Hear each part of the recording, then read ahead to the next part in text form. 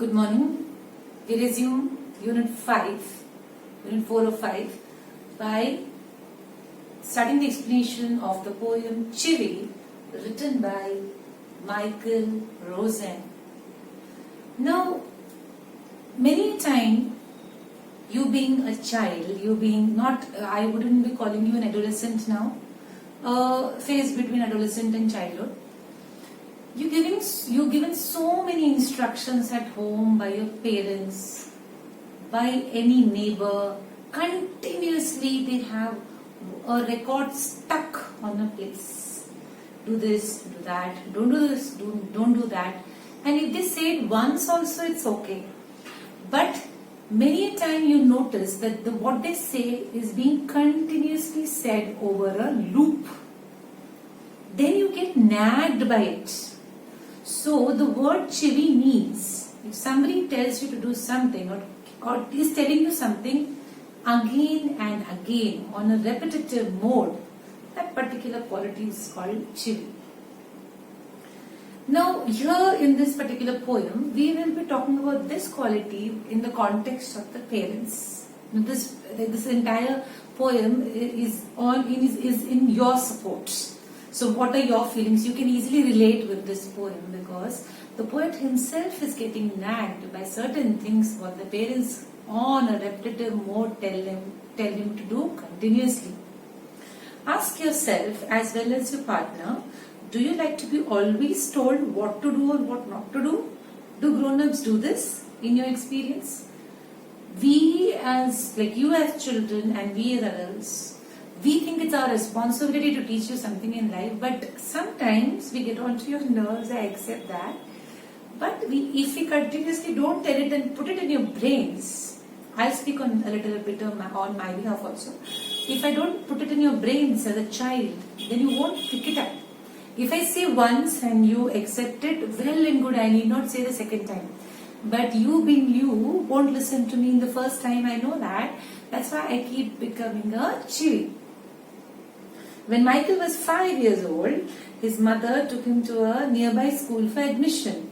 The teacher asked, "What does your mother call you at home, child?" "Michael, don't," gave the confident reply.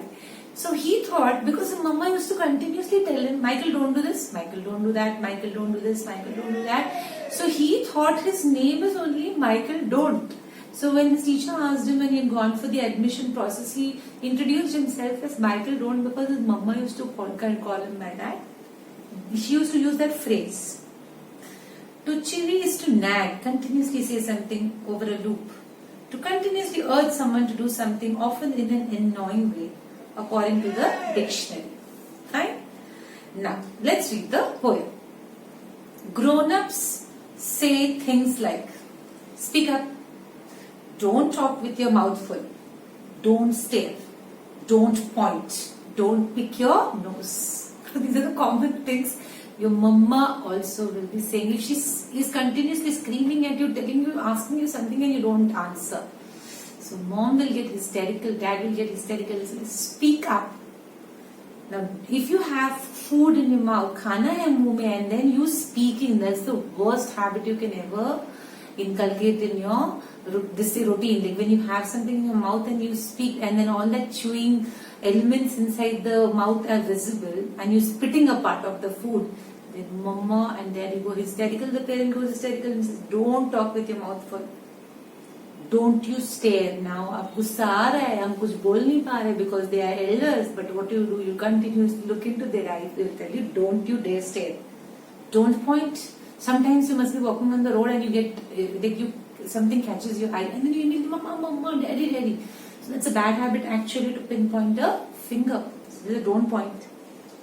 Don't pick your nose. मतलब नाक में कुछ गंदगी है तो मत, don't put your finger inside and then take it out करके. You can clean while bathing. So don't pick your nose in the public. These are the common things what parents do. Sit up. Like if you are truly lying on the couch like a potato, like I use this word when I am in class also, like a couch potato, they'll tell you to sit up straight because the posture of your body will get affected. Say please. Now if you want something, say, Mama de do, give it.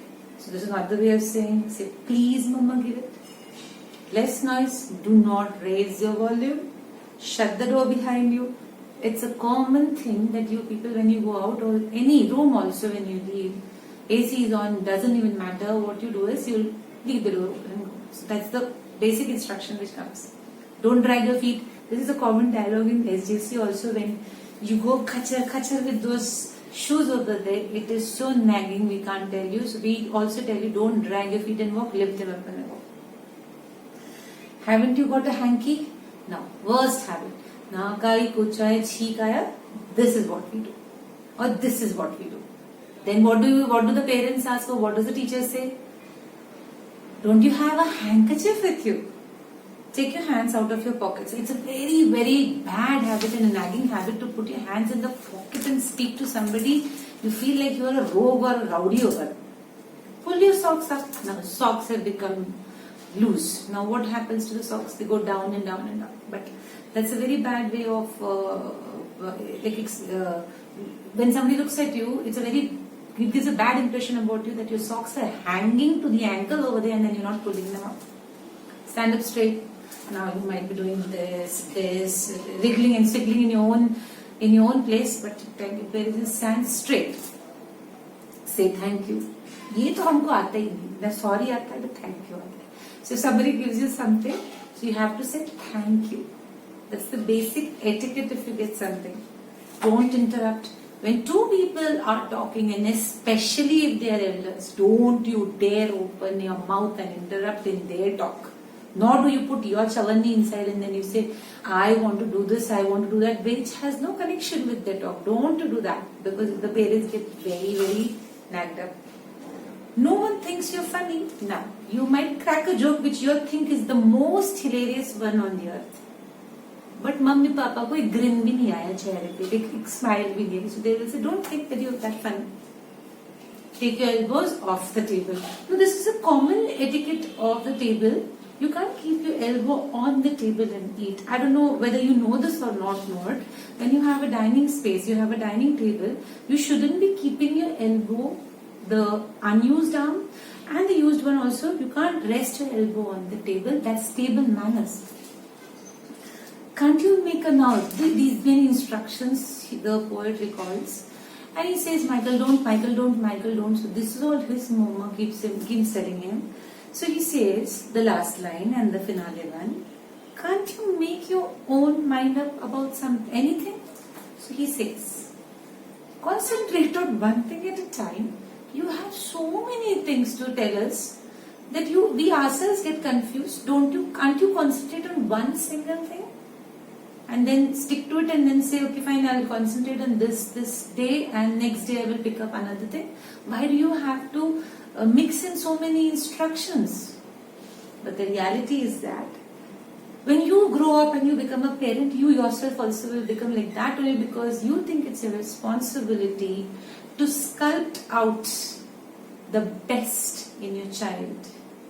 Because it's the responsibility of a parent to see to it that the child becomes a good human being and is noticed for a good reason in the society rather than a wrong reason. So this kind of chiviness is common. Indian parents, maximum, like I would say 100% or I would say 101%, Indian parents are the most nagging one. You will not find that nagging a parent in the states abroad.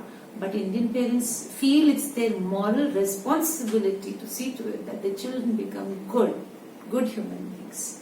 Especially you. I will not speak, this poem is on behalf, but I will not speak on your behalf because I as a parent also do the same, but I don't nag. I do make it a point that I put my foot down for the thing which I want and I would say do this, and very affirmatively I would say it once, twice. And the third time it will be done. I know that. Now, it depends upon you people also, whether the mama or the papa or mom or dad are chillis or not. So that's the end of the explanation. A very cute poem.